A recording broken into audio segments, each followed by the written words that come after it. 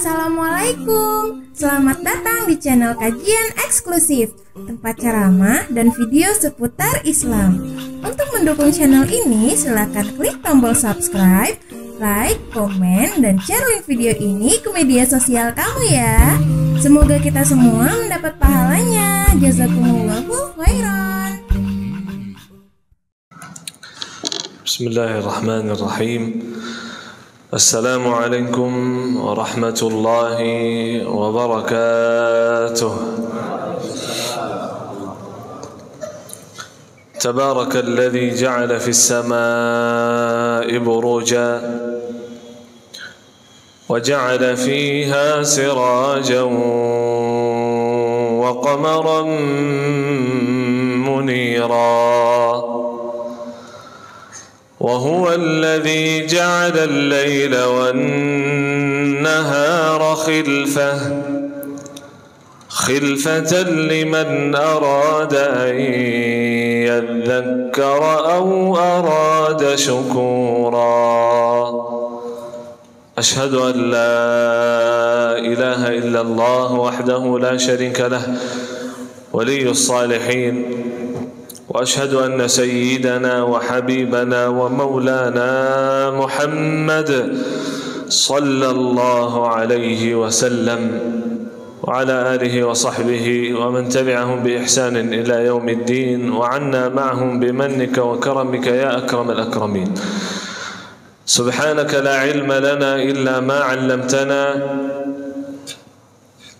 إنك أنت العليم الحكيم. Maha suci Allah, kita tidak memiliki ilmu apa-apa, hanya saja apa yang diberikan oleh Allah Subhanahu wa ta'ala. Hadirin dan hadirat yang saya hormati, yang saya muliakan, mudah-mudahan semua yang hadir senantiasa diberkahi dan dimuliakan Allah Subhanahu wa ta'ala.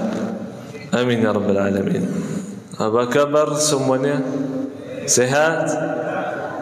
Alhamdulillah. Semoga selalu sehat walafiat, selalu diberi hidayah, taufik dan istiqamah dalam kebaikan sampai akhirul hayat.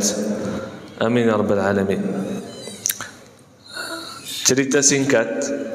Pertama kali ini saya cerita. Ya, atas izin Allah Subhanahu wa ta'ala, orang tua hijrah dari Yaman ke Madinah. Orang tua saya hijrah dari Yaman ke Madinah. Begitu lihat suasana di Madinah itu luar biasa, sampai sekarang tidak mau keluar lagi dari Madinah. Orang tua masih hidup, alhamdulillah. Sering jamaah umrah kalau ke Madinah, selalu mampir ke rumah. Tulis di YouTube rumah ayah Syekh Ali Jabir, nanti langsung muncul. Banyak jamaah datang makan-makan, lihat ayah. Sampai sekarang juga sering jamaah umrah ke sana. Ya, atas izin Allah mereka hijrah ke Madinah, dan ibu saya alhamdulillah melahirkan 12 anak. 13 tapi ada satu kecil meninggal. Waktu kecil meninggal. 12, 9 laki-laki, 3 perempuan. Alhamdulillah, semua yang kita mendapatkan dari Allah Subhanahu wa ta'ala harus kita yakin itu baik. Walaupun kita mungkin merasa sesuatu itu buruk bagi kita. Ya, kalau kita cerita bahwa kita keluar dari Madinah hijrah ke Indonesia, orang heran, kok bisa ya? Biasanya kebalik. Orang dari Indonesia pergi ke Madinah sana. Begitu almarhum dari Madinah datang ke Indonesia, bertemu dengan jodohnya, dan atas izin Allah beliau mulai dakwah di Indonesia. Dan begitu dia selalu mengajak adiknya untuk membantu. Ayolah sini, bantu saya dakwah. Ini orang Indonesia banyak yang butuh. Datang satu persatu. Saya sebelum terakhir datang ke Indonesia, dan tidak pernah punya rencana sedikit pun saya bisa menjadi penceramah, berdiri di hadapan jamaah, ceramah, bahkan selalu dimuliakan. Saya selalu sampaikan bahwa orang yang penceramah, yang tausiah, yang khatib, bukan berarti dia lebih baik daripada jamaah. Tidak. Bisa jadi di antara jamaah orang lebih mulia di sisi Allah Subhanahu wa taala daripada khatib. Bisa jadi ilmunya lebih banyak. Tapi kita saling mengingatkan. Yang tadi saya baca dalam salat, wa dzakir fa inna dzikra tanfa'ul mu'minin. Berikan peringatanlah kepada orang mukmin, akan bermanfaat bagi orang mukmin. Rasulullah sallallahu alaihi wasallam bersabda, orang mukmin khuliqa nasiyan mufattana. Allah menciptakan orang mukmin selalu lupa, kadang-kadang ketinggalan ibadah. Tapi kalau diingatkan, dia sadar, dia ingat. Beda-beda orang. Ada orang sadar dirinya kembali kepada Allah kalau dengar Quran. Umar bin Khattab dengar Quran masuk Islam. Ada orang sadar kalau dapat ujian, kalau dia sakit, anaknya sakit, bisnisnya bangkrut, baru sadar, saya sia-sia terus. Kalau saya sebelum beliau meninggal, almarhum Syekh Ali Jabir, tak pernah saya ceramah. Tapi sesudah meninggal, dan saya selalu sampaikan kepada orang yang saya bertemu, jangan tunggu sampai Anda mendapat musibah baru sadar diri. Bisa jadi musibah yang kita mendapatkan adalah kematian. Macam-macam musibah. Ada yang anaknya meninggal, sadar, betul ternyata saya lebih sibuk dengan anak daripada Allah. Anaknya meninggal baru sadar. Ada orang tidak merasa, tidak sadar sampai meninggal. Setelah meninggal, sudah meninggal saya. Ya Allah, kembalikan saya ke dunia. Semua yang diberikan oleh Allah Subhanahu wa taala itu baik.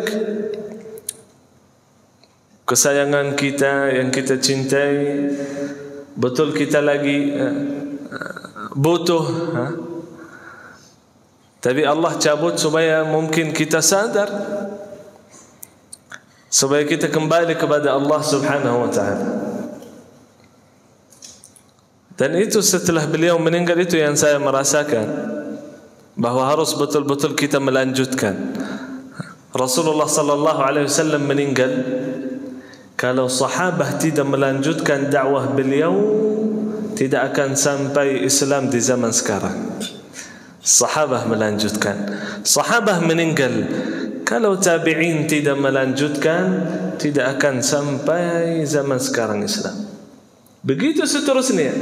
Dan itu kewajiban kita semua. Kewajiban kita semua selalu berdakwah di jalan Allah Subhanahu wa taala. Dan dakwah itu macam-macam. Ada dakwah ceramah di sini. Ada dakwah bahkan itu wajib bagi seluruh orang muslim. Ada dakwah dengan mulut, ada dakwah dengan tangan, ada dakwah dengan apa yang terakhir? Dengan qalbu, hati. Dakwah dengan qalbu, kata Rasulullah, wa dzalika adhaful iman.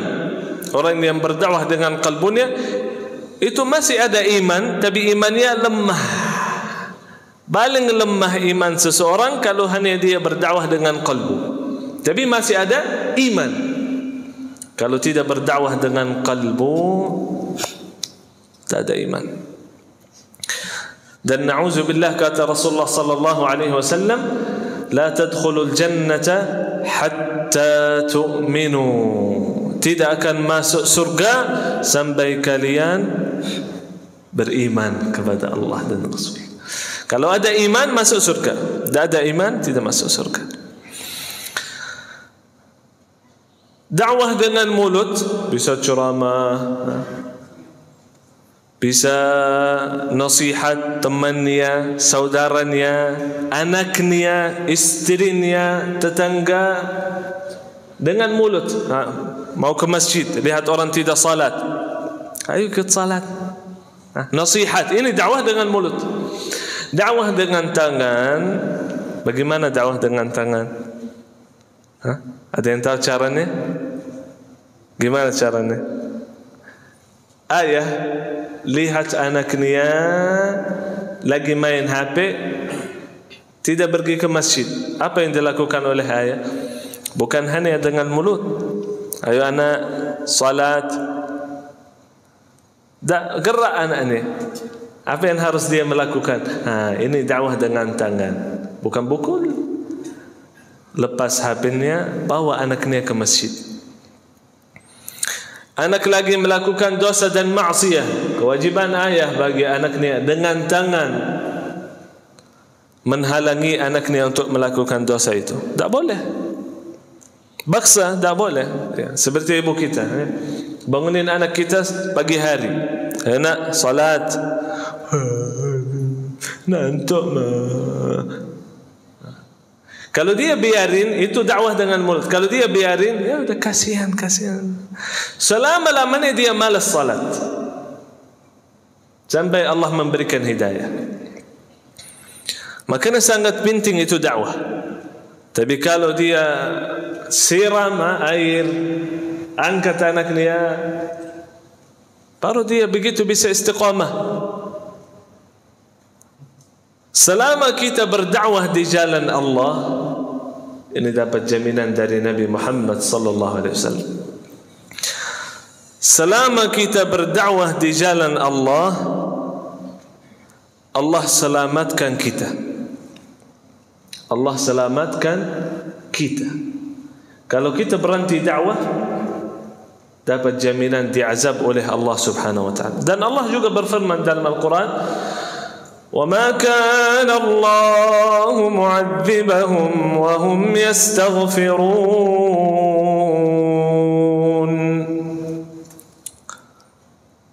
Allah tidak akan menurunkan azab selama hamba beristighfar. Hamba tidak beristighfar kecuali kalau diingatkan. Dia biasanya tidak ingat, tidak sadar. Di ayat yang lain Allah Subhanahu wa taala berfirman, "Wa ma kana rabbuka muhlikal qura bi dhulmin wa ahluha muslihun." Allah tidak menurunkan azab kepada satu qarya, satu kampung, satu kota kalau ada di antara mereka orang yang berdakwah. Berdakwah, amar ma'ruf nahi munkar. Kapan kita mau amar ma'ruf nahi munkar? Tunggu apa? Tunggu menjadi orang ulama. Saya bukan orang ulama. Ustaz aja suka bilang orang ulama. Dakwah itu tidak perlu orang ulama. Bahkan orang yang berdakwah bukan berarti orang salih, itu orang baik, orang sempurna. Tidak. Tahu siapa berdakwah di jalan Allah? Ada satu orang berdakwah, mungkin tidak pernah dengar cerita ini. Salah satu hari Abu Hurairah menjaga makanan orang Muslim. Ada satu kamar isinya makanan umat Islam yang dijaga oleh Abu Hurairah. Malam hari lagi jaga, datang seseorang mau curi. Ditangkap langsung sama Abu Hurairah. Kemudian kata Abu Hurairah, saya akan bawa di hadapan Nabi. Harus dihukum ini, mau curi. Harus dipotong tangannya. Mohon maaf, saya orang miskin, saya orang lemah, istri saya, anak saya tidak punya makanan. Oh, kasihan. Ya udah, lain kali jangan curi lagi, kata Abu Hurairah. Silahkan pergi. Malam kedua datang lagi mau curi, ditangkap lagi sama Abu Hurairah. Aduh, kemarin kamu bilang dah ulang lagi, kok datang malam ini juga? Saya akan bawa di hadapan Nabi Muhammad sallallahu alaihi wasallam supaya dihukum. Mohon maaf, saya orang miskin, punya anak istri, tidak ada makanan. Ya udah, pergi, jangan curi lagi. Malam ketiga datang lagi curi, ditangkap lagi sama Abu Hurairah. Kata Abu Hurairah, wallahi la ada'uk, demi Allah aku tak tinggalkan, tak lepas ini. Sudah 3 kali ini, tak belajar terus ini. Aku akan bawa di hadapan Nabi Muhammad sallallahu alaihi wasallam. Kata orang ini, lepaskan saya ajarkan kebaikan. Dia amar ma'ruf ini, ajarkan amal salih, amal baik. Kalau sahabah dengar amal salih, amal baik, kalau sahabah dengar amal salih, dengar kebaikan, dengar ada sesuatu dekatkan dia kepada Allah, dia tak peduli orang siapa yang ucapkan kata itu. Apakah orang penzina, atau orang yang curi, atau orang yang jelek, atau orang kafir. Kalau ucapkan kata yang benar, dia ikuti. Dia ambil yang baik dari orangnya. Dia tak peduli orangnya siapa, tapi apa yang dia ucapkan. Kalau kita zaman sekarang kebalik. Ya, kalau orang ini kita kenal, kalau orang ini kita muliakan, kita terima. Kalau orang ini kita cintai, kita terima. Kalau orang ini tak kenal, lah, saya ikut guru saya aja. Guru niat salah, ustaz yang dia tak kenal benar, tetap dia terima gurunya, tak akan terima ustaz lain. Abu Hurairah dengar, apa kebaikan itu? Ajarkan saya. Kata orang itu, sebelum tidur baca ayatul kursi. 1 ayat. La yazalu alayka minallahi hafiz. Selama anda tidur, ada malaikah menjaga anda, selamat. Tak akan kena apa-apa, kena hasad, kena ain, kena syaitan, kena jin, dan selamat sampai bangun. Baca ayatul kursi. Dia lepaskan, ya udah silahkan pergi. Besoknya dia bertemu dengan Rasulullah sallallahu alaihi wasallam. Kata Rasulullah sallallahu alaihi wasallam, "Mada fa'ala sahibuka al-laila?" Yang tadi malam, apa yang kamu melakukan dengan sahabatmu? Sahabatmu maksudnya orang yang anda ketemu itu. Kata Abu Hurairah, karena Allah mewahyukan kepada Nabi Muhammad SAW. Kata Abu Hurairah, dia datang curi, saya bilang saya bawa ke hadapan Nabi SAW supaya dihukum, tapi dia ajarkan saya kebaikan, makanya saya lepas. Kata Rasulullah, apa yang dia ajarkan? Kata Abu Hurairah, dia ajarkan 1 ayat, saya bacakan sebelum tidur, dan dijaminkan ada malaikat menjaga saya sampai subuh, sampai bangun. Kata Rasulullah apa? Sadaqaka wa huwa kadhub. Saat dia menambahkan ilmu itu, dia jujur, betul ilmu dia, tapi orangnya bohong. Orangnya tak pernah jujur, cuma kali ini aja dia jujur. Wahai Abu Hurairah, tahukah siapa orang itu? Kira-kira siapa? Hah? Tahu siapa? Syaitan. Innahu syaitan.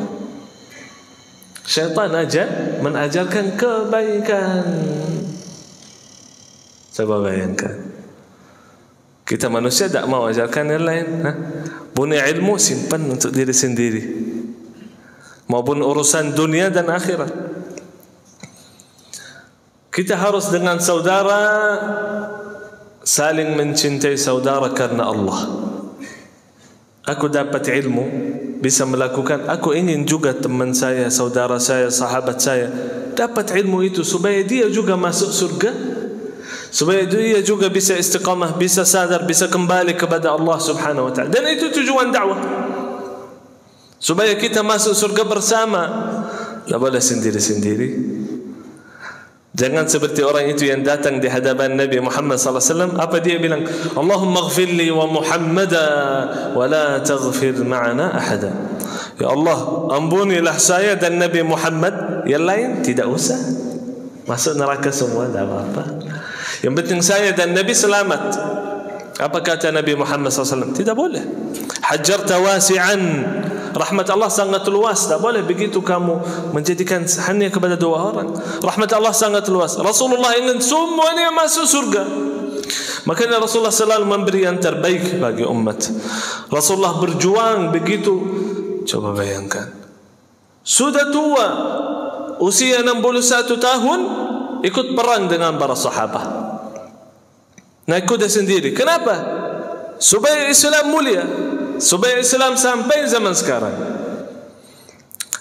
Berdakwah terus sampai dia keluar dari Makkah ke Taif. Waktu dia dakwah di kota Taif, hampir 100 kilo, Rasulullah jalan kaki. Dan disambut oleh penduduk Taif dengan apa? Batu, dilempar pakai batu. Coba bayangkan. Setelah dia pulang, sampai dia saking capeknya, kepalanya berdarah, pingsan di tengah perjalanan. Datang malaikat Jibril membawa malaikat gunung. Ini dakwah Nabi. Coba bayangkan, ini dakwah Nabi. Bagaimana dakwahnya? Wahai Muhammad sallallahu alaihi wasallam, ini aku bawakan malaikat gunung.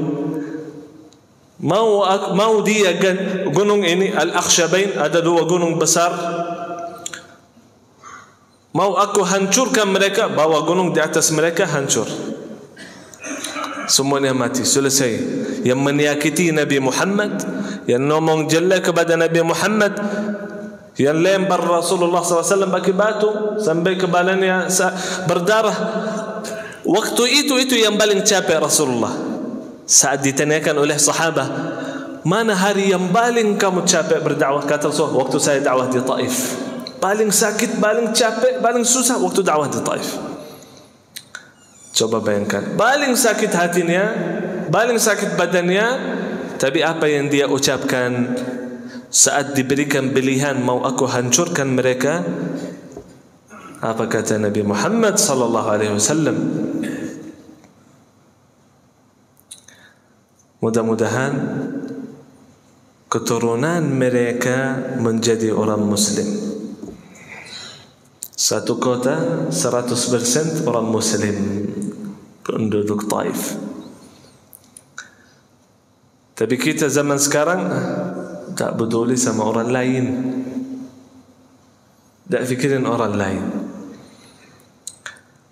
Berdakwah di jalan Allah itu yang jaminkan kita masuk surga, bahkan itu ibadah tertinggi di sisi Allah Subhanahu wa taala. Orang ulama warisan anbiya. Orang ulama yang mencintai Allah dan mampu beribadah kepada Allah Subhanahu wa taala sesuai yang diperintahkan oleh Allah Subhanahu wa taala. Artinya apa? Harus kita saling belajar. Ya, saya tahu ilmu, saya membagikan kepada yang lain. Tunggu apa? Tunggu sampai kapan baru mulai berdakwah di jalan Allah? Apakah tunggu musibah, tunggu ujian, atau kesusahan, atau apa?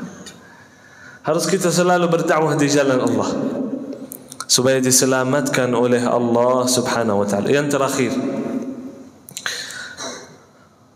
kata Rasulullah sallallahu alaihi wasallam, Allah Subhanahu wa taala berfirman kepada malaikat, turunkan azab kepada salah satu qaryah di zaman Bani Israel. Turunkan azab kepada qaryah itu. Kata malaikat, ya Allah, fihim abdaka fulan. Di qaryah itu ada orang selalu berzikir, beribadah kepadamu. Tak pernah berhenti ibadah, tak pernah berhenti zikir, tak pernah melakukan dosa, tak pernah melakukan maksiat.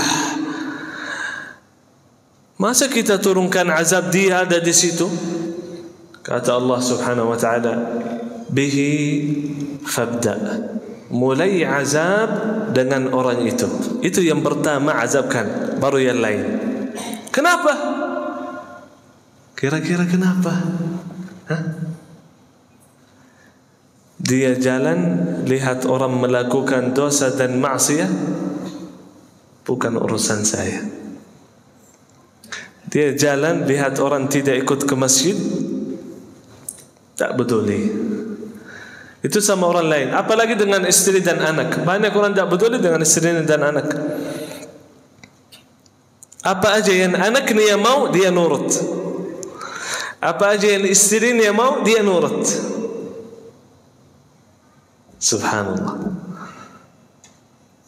Kalau mau kita selamat, kalau mau kita hidup nikmat, dan akhirnya nanti di hari kiamat masuk surga, harus kita berdakwah di jalan Allah.